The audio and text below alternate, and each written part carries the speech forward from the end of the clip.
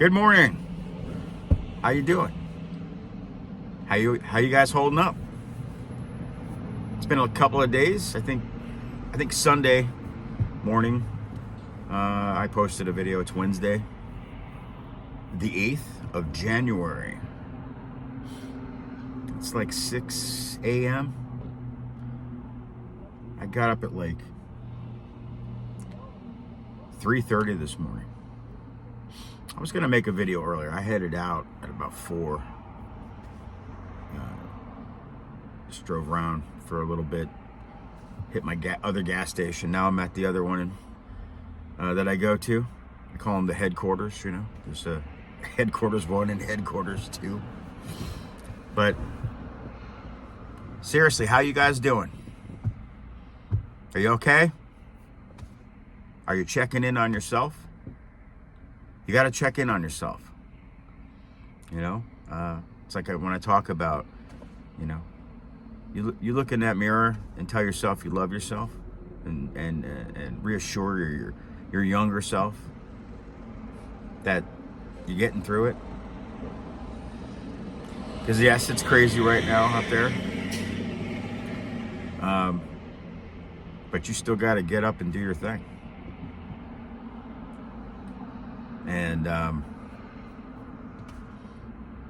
was gonna make it, like I said, make a video a little earlier, but you know, you start to kind of overthink it, and it's like, don't just make a video, check in. This is the check-in. You know, this is what doesn't kill you. I keep putting chapter numbers on it. But I don't know if I'll still call it that, but I think it's just going to be continues. I don't know. I don't know what to do. But I was, trying to think about, what am I going to think? What am I going to talk about? I have a friend that was checking these out the other day and give me some suggestions about theme or this or that. And really, honestly, these videos, there's really no, I'm the theme.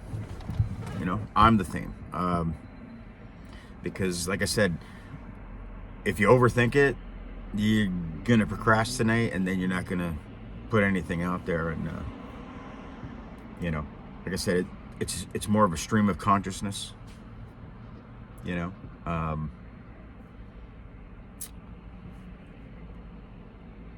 said that I wanted to talk about my life, and I was thinking this morning about my mom. She passed away in 2006, the day after Thanksgiving. She was going through her final stages of cancer treatment, and I'll never forget. She did not want to come to a Thanksgiving dinner we were having because she wasn't feeling well. And so me and my younger brother, brought a plate of food, and I got her some wine. And I'll never forget, like, the last thing she said to me and my brother was, "This food, it tastes like shit. It tastes like cardboard," because she was getting chemo treatments, and apparently, that's my background editing music. Yeah, so she didn't want to. She's like, maybe I'll take a nibble or something. And I remember telling her, I'm like, Mom, it's gonna, she only had a couple weeks left of treatment. And she had a rough time dealing with that. That was tough for her. And gave her a hug, and we sat with her for a little while, and then we left. And next day was a Friday. I was at work,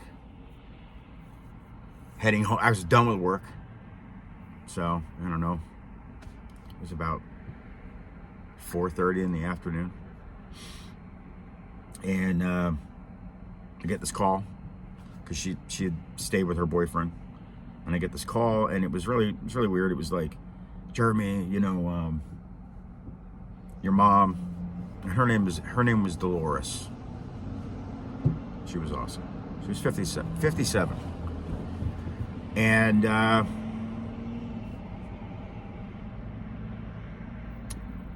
get this call, and he's like, hey, you know, I don't know what's going on. I got home.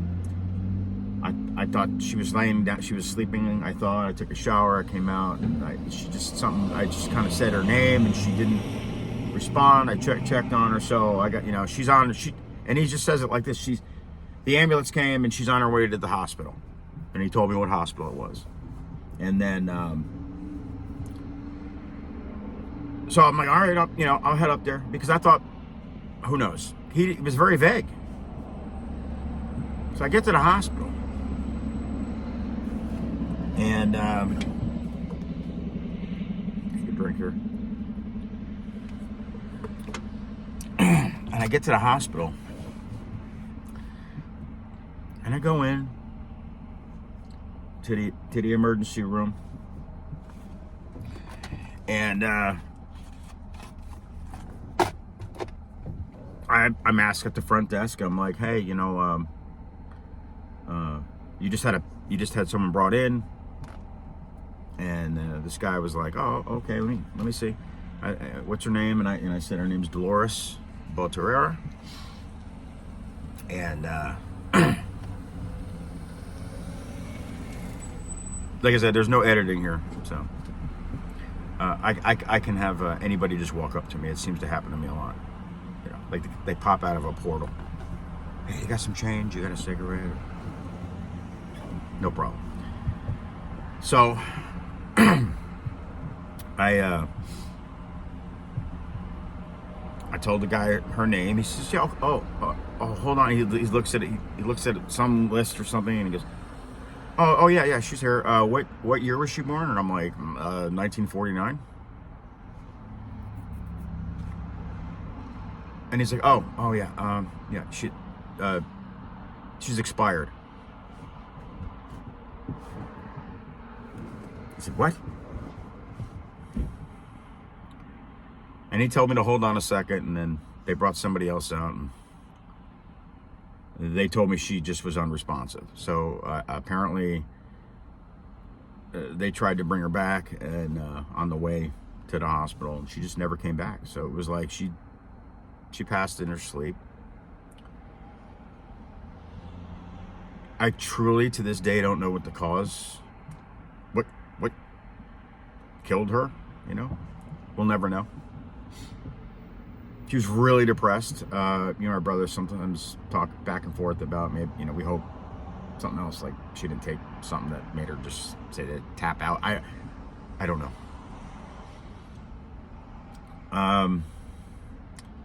And I spent the rest of that moment in shock.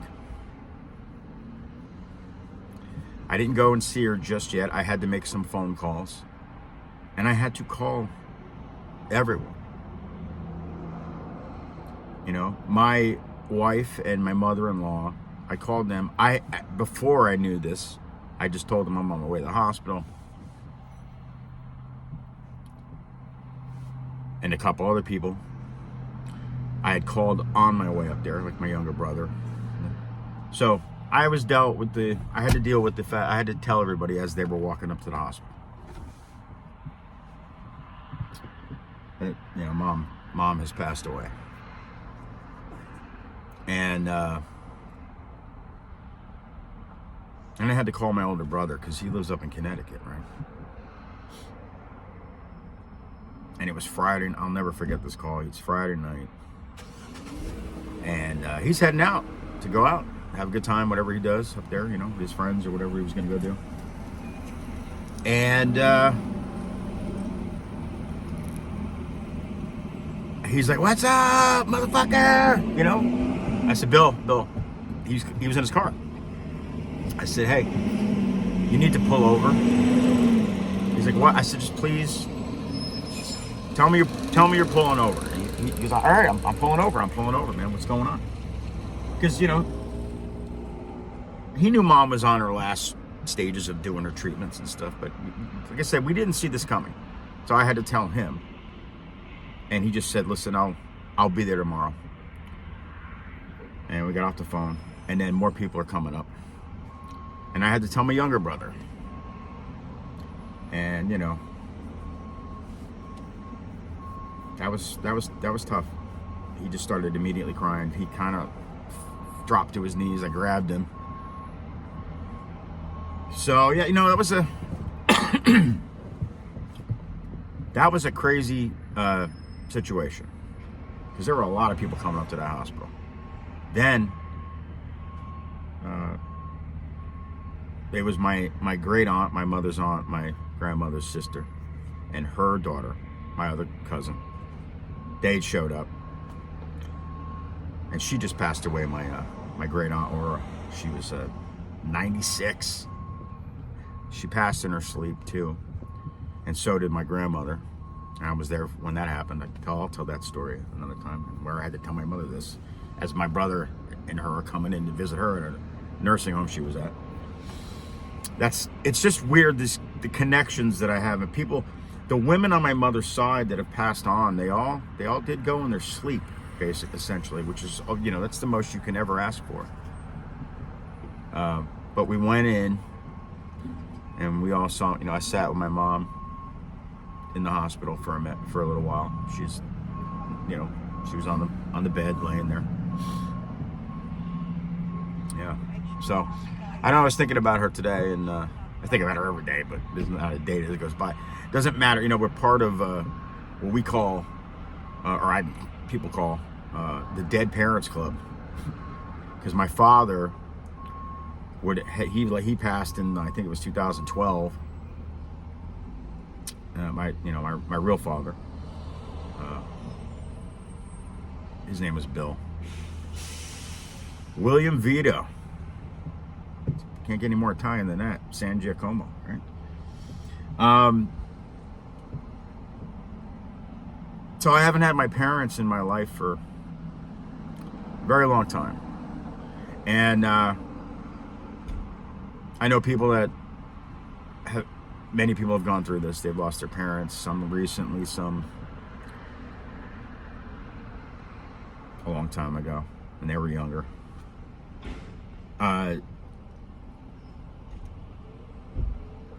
This is another way of, they're remembered forever now. You know, that's the thing. I was talking about this the other day with the video.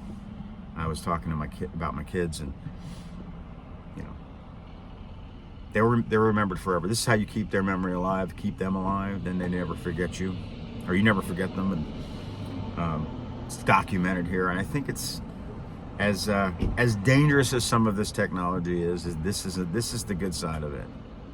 You know, so you can tell your story, and you can share it with other people that have been through it, or may just now be going through it.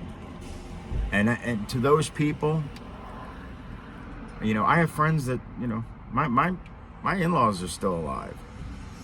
You know, I have friends that their parents are in their 80s. They're, you know, and cherish that shit. You know, because you only get one mother in this life. So if you're pissed at your mom right now, try to make it right. You know, you only get one mom, you only get one dad, and I was estranged from him for a long time. And then even towards the end, we stopped talking again, and it wasn't out of anger or anything. We got away from each other. That's complicated. You know, and you wish you had one more like talk, or you know, you'll have these regrets that come in and out. You get further away from them being gone all these years, but then it hits you. You know, a song could trigger a memory, or a comedy bit. My mom's favorite comedian, it was George Carlin. I mean, we spent many a time watching his stand-up, and it was when he got older, and he came back and kind of found himself, rebranded himself as more observational. He was always observational when he was just like younger, but it was that in like the early 90s, he came back, man, in a big effing way. And we watched those, and they're still relevant today. The stuff he was commenting on politically and just people in general. It's now more relevant than ever. You know, and my mom is like I was talking about that in one of the videos, that, you know, my mom is the reason for me to be into Stephen King and horror movies and all of my favorite things. Okay, and you know, so music too. My God, my mom's, and I'll let you guys know if you want to. I'm on Spotify. I have a playlist. It's called Slagoth Radio. There's over 40 hours of music on there. I think there's like 500 songs. I guarantee, I don't care what form of music you're into, it's all there. There's something for everyone. All right. You know, whatever your genre of music is, there's something there for you. And then there's stuff that you've probably never heard of that you might give it a check it out. Check out my playlist. There's so much stuff on there that my mom turned me on to, and then, you know, all through the years, the stuff I was into and still am. Anyway, thinking about my mom today a little bit more than usual, and